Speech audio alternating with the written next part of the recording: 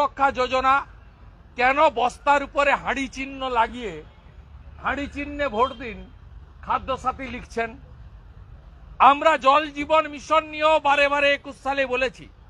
গজেন্দ্র সিং শেখাওয়াত জল শক্তি মন্ত্রী ছিলেন, তিনি রাজ্য সরকারকে বলেছিলেন জল স্বপ্ন প্রধানমন্ত্রীর স্কিম 75% টাকা দেয় কেন্দ্র, 25% টাকা দেয় রাজ্য। হার ঘর নল সে জল, পরিশ্রুত পানীয় জল নলে মাথা পিছু 70 লিটার ভারতবর্ষের সব গ্রামে মোদিজি দিচ্ছেন। আমরা আপত্তি করার পরে কয়েক মাস ফান্ড বন্ধ ছিল। এই রাজ্য সরকার তার মুখ্য সচিব, তার পাবলিক হেলথ ইঞ্জিনিয়ারিং এর সচিব আন্ডারটেকিং দিয়ে বলল আমরা অতঃপর মুখ্যমন্ত্রীর ছবি লাগালে প্রধানমন্ত্রীর ছবিও লাগাবো, সব এমপিদের দিয়ে উদ্বোধন করাবো, উদ্বোধনে সব এমএলএরা ডাক পাবে, আমরা ওরা করব না এবং অতঃপর কান ধরছি, কানমোলা দিচ্ছি, আমরা জল জীবন মিশন লিখব। আজকে আবার জল স্বপ্ন নাম দিয়েছেন। আমি মহামান্য রাজ্যপালকে বললাম আপনার মুখ দিয়ে মিথ্যা কথা বলালো এই সরকার। এই স্কিমটার নাম জল জীবন মিশন, এর অতীত ইতিহাস আছে এবং এরা কানমোলা দিয়ে লিখে এসেছে জল জীবন মিশন লিখবো, জল স্বপ্ন নয়। আজকে আবার সেই জিনিস করেছে। আমরা সিআর পাটিল কেন্দ্রীয় জলশক্তি মন্ত্রীকে রাজ্যপালের ভাষণ মেল করে পাঠিয়েছি যাতে তারা পুনরায় এই বিষয়ে হস্তক্ষেপ করেন। সব মিলিয়ে অন্তঃসার শূন্য, দিশাহীন এবং মাদ্রাসামুখী বাজেট। এই বাজেটে আরো 600 নতুন মাদ্রাসা তৈরি করার কথা বলা হয়েছে, কারণ 7 শেখের মতো আনসারুল বাংলার লোকেরা আবার আসবে, মাদ্রাসা তৈরি হবে, খাজেরি মাদ্রাসা, যেখান থেকে ভারত বিরোধী জঙ্গিবাদ, মৌলবাদ সৃষ্টি করা হবে। আর 7 শেখদের আসামের পুলিশ এসে ধরে নিয়ে যাবে, জাভেদ মুন্সিকে কাশ্মীরের পুলিশ এসে ধরে নিয়ে যাবে। গোটা বাজেট বইতে একটাই উল্লেখযোগ্য ঘোষণা, গোটা রাজ্যপালের ভাষণে একটাই ঘোষণা, 600 নতুন মাদ্রাসা তৈরি করা হবে পশ্চিমবঙ্গে।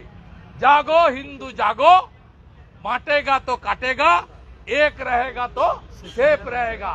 এই বাজেট, এই রাজ্যপালের ভাষণ মুসলিম লীগের সরকারের তার বক্তৃতার প্রতিচ্ছবি ছাড়া তার লক্ষ্য উদ্দেশ্য এবং হাইয়েস্ট মুসলিম তোষণ, অ্যাপিজমেন্ট এছাড়া এর কোনো অন্য কোনো দিশা নেই বলে আমরা প্রধান বিরোধী দল, একমাত্র বিরোধী দল মনে করি।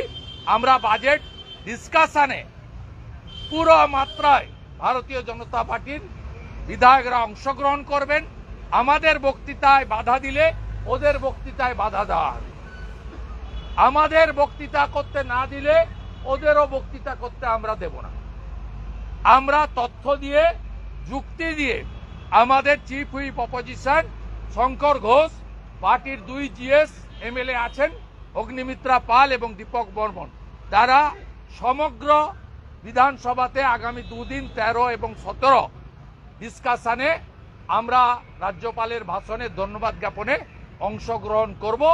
বাকিটা 17 তারিখে এলওপি বলবেন, চিফ মিনিস্টার রিপ্লাই দেবেন, সেদিন আপনারা বাকিটা বুঝতে পারবেন। বলছি, মমতা বন্দ্যোপাধ্যায় আজকে একটা বৈঠক করেছেন পরিষদীয় দলকে নিয়ে এবং সেখানে বলছেন যে মুখপাত্র ছাড়া কেউ মুখ খুলবেন না।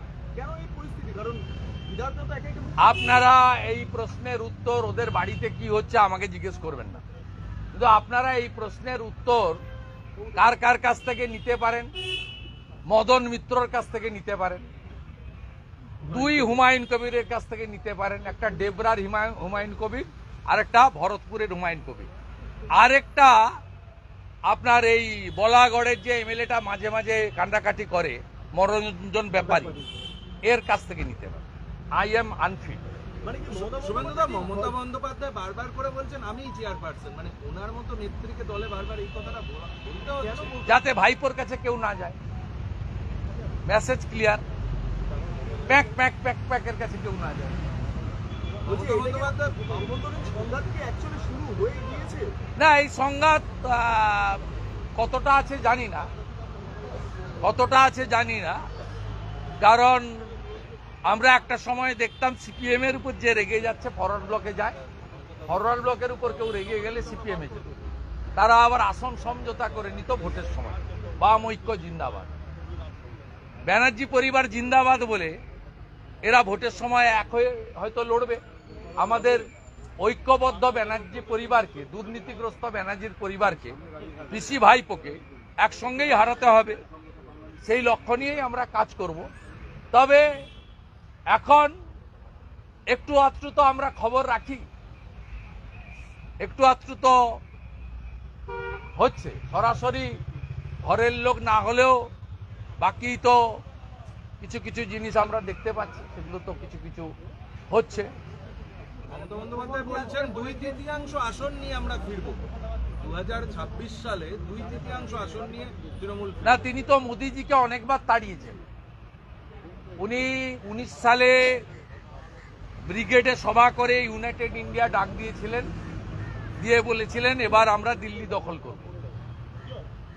তারপরে 21-এ তিনি এখান থেকে গিয়ে নন্দীগ্রামে দাঁড়ালেন, বললেন আমি গদ্দারকে হারাবো। তাই এগুলো দেখেছেন, মমতা ব্যানার্জির সব প্রেডিকশন লাগে না। উনি 21 সালে ভোটে জেতার পরে কোভিডের সুযোগ, হাইয়েস্ট মুসলিম তোষণ, কাউন্টিং হলে লুট করে কিছু সিট আমাদের থেকে বেশি পেয়ে ক্ষমতায় এসেছেন। তারপরে তুমি বলেছিলেন বাংলা দখল হয়েছে, এবারে গোয়া দখল করতে যাব, এখানকার মায়েদের 1000 টাকা দেন, গোয়ার মায়েদের বলেছিলেন 5000 দেবেন, বড় একটা শূন্য নিয়ে এসেছেন। ত্রিপুরা দখল করতে গেছিলেন, নোটার থেকে কম ভোট নিয়ে এসেছেন। অতএব মমতা ব্যানার্জির